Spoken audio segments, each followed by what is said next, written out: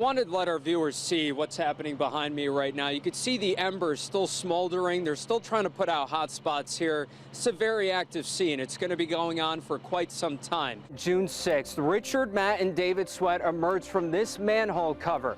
They were tasting freedom for the first time in more than a decade. They were outside the wall, and nobody knew where they were heading. Now, the casino is obviously patterned off of Rivers locations in other cities, but they wanted to make sure that each of their restaurants had a decidedly electric city feel. The UAlbany Great Danes playing for a spot in the school's first ever national championship game, but to a man, these guys say it is going to be business as usual. Let me put it into perspective for you. People think that Houston is in the heart of Texas, but it's actually way down here on the coast. Schools in Massachusetts now going to remain closed through the end of the school year. Governor Charlie Baker making that announcement today. It's probably a perfect cup of cappuccino every time. All right, let's see. Perfect cup of cappuccino every time, right?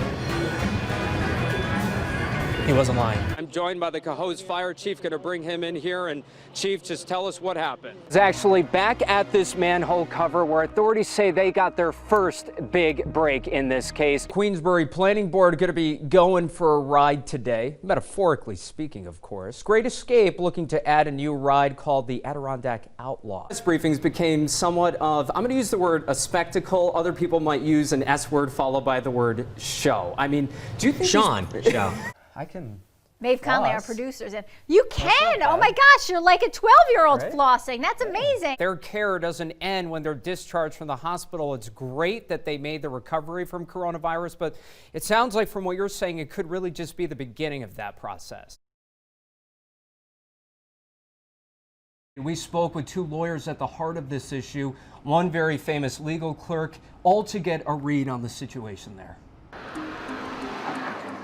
Community finds out, oh my gosh, I've been drinking poison. The words are damning. It's daunting, it's overwhelming. And when they come out of the mouth of Erin Brockovich, I feel a sense of sadness. they do much more than describe emotions. For fear or greed, somebody conceals something. They might describe damages. Damages in the kind of legal case that made Erin Brockovich famous. These people don't dream about being rich. So when the real-life Erin Brockovich showed up in Hoosick Falls, everyone thought it was a big deal. With all respect to Ms. Brockovich, by the time she arrived in town, the work had been done. Except attorney David Engel already knew there was something big and bad lurking in Hoosick Falls. In December of 2014, my office began to receive telephone calls from people who lived in Hoosick. Working with some concerned residents, namely those we introduced you to earlier, Michael Hickey and Dr. Marcus Martinez, they founded the nonprofit Healthy Hoosick Water. Engel has been in talks with village leaders, St. Gobain, the State Department of Health, and DEC on a potential written agreement. The bottom line is this: if there's a good settlement, we're not looking to do litigation for no good purpose. At the very least, this document would need to include a permanent solution beyond filtration systems, like identifying an entirely new water source. But it's what would not appear in any settlement agreement that might be just as important. It would be, I think, an appropriate thing for some of the folks to look at this and go, gee, you know, we could have done a better job and we're sorry that we didn't. In an email chain obtained by Time Warner Cable News, representatives from the state's Department of Health appear to worry about the fallout of releasing PFOA test numbers. In other parts, the agency seems unsure about a standard for safe numbers. Regardless, the EPA said as early as December 2015, their groundwater was not safe to drink. That disconnect between EPA in its position and the position of DOH was a matter of tremendous concern, and it certainly, I think, led to a lot of confusion on the part of the public. What isn't confusing is the legal precedent set by that landmark Ohio River Valley lawsuit. And this is where Erin Brockovich doesn't play a lead role, but a supporting one. And she also told me about a lot of the people in the community were also reaching out to her with serious concerns about their drinking water and their health. Robin Greenwald heads up the Environmental and Consumer Protection Unit at Whites & Luxembourg. The firm is handling the class action lawsuit filed last Wednesday and has won billions of dollars in damages for its clients. Aaron Brockovich just happens to be one of its consultants. PFOA does not naturally occur in the environment. So if it's in groundwater, somebody put it there. According to Greenwald, past faults shouldn't overshadow forward thinking. Sometimes we all forget because we want to get to the end result of getting their remedy, which is their compensation and whatever kind of injunctive relief, i.e. what changes need to be made to keep them safe in the future. But so often people want to know, why did this happen to me? Why did this happen to our community? You see, as David Engel already told us, litigation isn't all about the money. The question is, how clean is clean? Setting new standards for health and safety will take center stage. If you're finding PFOA in your water, you need to address it. This is how you need to address it. This is when you need to address it. You need to inform the public. But what about those who have already been exposed? Then there's something in the law called medical monitoring. And that is a legal term which basically means that if you have been exposed to a chemical at a concentration that puts you at risk in the future of contracting a serious disease, if you're monitored for that now, early detection of that could save your life.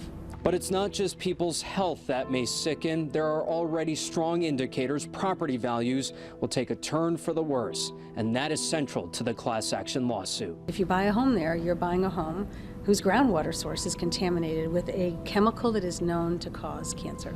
That obviously devalues homes. The costs, they take on all different shapes and sizes in this type of situation, but for a firm like Whites & Luxembourg, Hoosick Falls looks very similar to many of the cases they've seen over the years, and yet it's still very unique. One of the special parts of a place like Hoosick Falls is a very small, lovely, tight-knit community, and pollution doesn't have borders, and pollution doesn't really, and activities of corporations can run the gamut of big cities, small towns, and everything in between. Including this quiet little village. Aaron Brockovich says at least now the spotlight is right where it needs to be. Now that we know, now that this community knows, now that they're here, now they have a chance.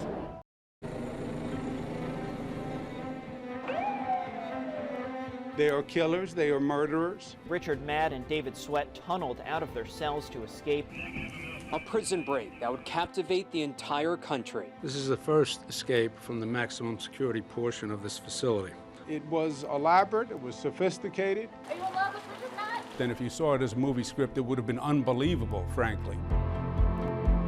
We had this Cynthia Taylor working in the prison, and she is corrupted by these prisoners. And put New York's North Country on edge. Nobody wants crazed escape killers running around on the streets. It can be tough just looking for, let's say, a lost hiker and trying to look for two individuals who do not want to be found. It was very difficult. Where did they go? And in the initial stages, honestly, it's it's like chasing a ghost. One minute we think they're still here in Dannemora, the next minute we think they're in Willsboro. Area of Franklin County, New York. And how far would they be willing to go? Presume that they're armed and dangerous.